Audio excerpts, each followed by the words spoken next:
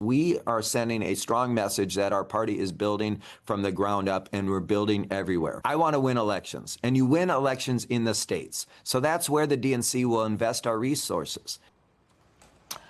That was Democratic National Committee Chair Ken Martin announcing the party's plan to ramp up financial contributions to state parties, especially in Republican-controlled states. This is a redux of the 50-state strategy that many Democrats credit with their decisive victories in the 2006 and 2008 elections. But threatening to overshadow that news, DNC Vice Chair David Hogg, who says he plans to spend millions primarying incumbents in safe seats that he deems, quote, ineffective.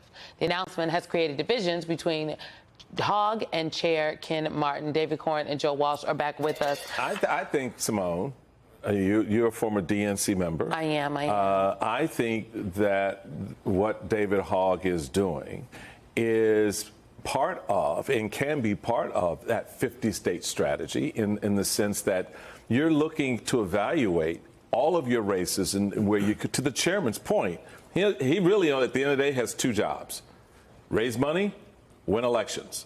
And the money he raises, like I did when I was the RNC chairman, he's putting into states that ordinarily wouldn't get that money. At the same time, you have a leader inside the party saying, okay, as we do that, we also need to look at where we possibly could make a change and win. That's the tension as I read it right now. Am I off there, or how do you see it? Well, I think the biggest macro tension is that the chair has one thought about how their business should be conducted, and you've got a vice chair that has another thought about how business should be conducted. And the vice chair did not get permission from the chair, if you will. It just gave the chair a heads up, which is very different. You know, sometimes when I swipe that joint credit card, I give my husband a heads up that I already swiped it. When he would prefer that I'm like, hey, just want you to know it's a charge. But can I do this? It's the job of the chairman to basically serve the status quo. I mean, by definition, he's voted by the people in the status quo, and I can see the gravitational pull of that, right? But if you look at the Democratic Party as a brand, everyone likes to talk about the brand, it's in a hole. It's not doing well. There needs to be some degree of disruption internally. It's not just about fighting the Republicans, which they certainly could do a better job of doing, but I think they need a little bit of a shakeup. And if, David and Ken can sit in a room together and talk this out without throwing things at each other, that's actually good for the party. The party needs to be in all these 50 states. It needs to also bring more energy and different people into its ranks, and that means some of the olds and some of the others have to make room. Well, I just want to note that what currently is happening inside the party is that they are talking about putting into the bylaws of the Democratic National Committee changes that put neutrality in the bylaws, which means that David Hogg would not be able to serve in his role as vice chair if he continued to pursue his plan, because there is not neutrality then if they put it in the bylaws. And what David Hogg is saying is they're trying to change the rules because I'm not currently breaking them, which is actually very true. That would be a mistake. They don't need a fight internally. Exactly. They have a much bigger fight. Exactly. We have authoritarianism facing America. The Democrats are the bulwark against that right now, right or wrong. That's what they should focus on. Spot on, David Corn. Spot on. Look, that's all inside baseball.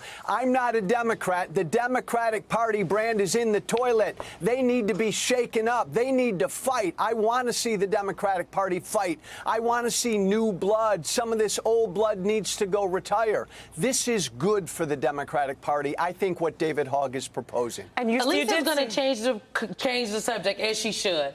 My last point on this is, who gets to decide who is ineffective, though? Because a lot of the people that have been, what is the barometer of ineffectiveness? Well, you'll see how much support David Hogg has, not just within the DNC, but within the party writ large on the streets. That's who will ultimately decide. Either he's right or he's wrong. He'll either be lifted up or hung by the actions he's taken politically. Well, and to your point, we did see, we saw big news this week. You had Senator Durbin saying he is not going to run again, passing the torch to a new generation contributions. So there are people who are sort of getting that message and making their own choices. But the other big news that came out of the DNC this week was sort of a reinvestment in this 50-state strategy. And I just wondered to you, Michael, and then you can kick it over to someone else, is it's 20 years since Howard Dean tried this. If Dems had been doing that, had been making this type of investment for the past 20 years, do you think they'd be in a different place? Oh, they would be in a very different place. Why are we acting like they didn't make the investment, though? Like, Jamie did make a lot, did put a lot of money. They're building on what Jamie did. Yes, no, and I don't mean to take credit away from Jamie, but it's not the past 20 years. It's not the past 20 years. That Jamie was in the last 4. So the reality of it is, to your point, and I think it's an excellent point, and the same was true in the effort that we tried within the RNC. When you try to when you shift the earth the way Howard Dean did, and I've been very honest and forward about this. I looked at that model and said, "Oh, damn, that works because that puts it on the ground with people." You've got to keep it there. You've got to keep your feet on the gas in that regard. That's how you go out and you get a Joe Walsh elected in 2010, right? But when you don't reinforce that effort, a Joe Walsh is not there in 2014. Well, wasn't that Rahm Emanuel's fault? Because we didn't need to put money in the party? But also, he was the chief of staff. Let's take this out of the theoretical realm. Let's look at what's happening. Trump is driving the economy off a cliff. People are going to be upset. There's going to be a popular reaction to that. If the Democrats don't try to exploit that, take advantage of that, and I mean that in the good way, across the board, it would be political malpractice, right? So this is, they should always be trying this, but I think this is a very good moment for this strategy. I'm not criticizing that. I think that's but also fine, county races. You lost a lot of ground. Yeah, and that is my only point here. You We lost ground because there were people that did not care about party infrastructure and investment. Right. And to Joe's point earlier that he said, he was like, oh, some of the DNC stuff, it's inside baseball, but it's the inside baseball that creates an outside game, frankly. Yeah. And so I'm just, Joe, I guess we'll give you the last word on this. Thoughts about the investment, and Jane Klebb, she pushed with the other party chairs saying, y'all, they've done a lot, we need more. And they got more. Look, just one quick final thought.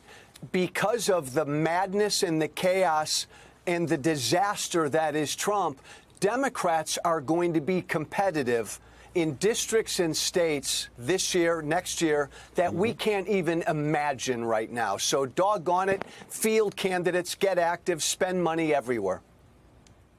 Spend it everywhere. I don't know. I have mixed feelings about what's happening.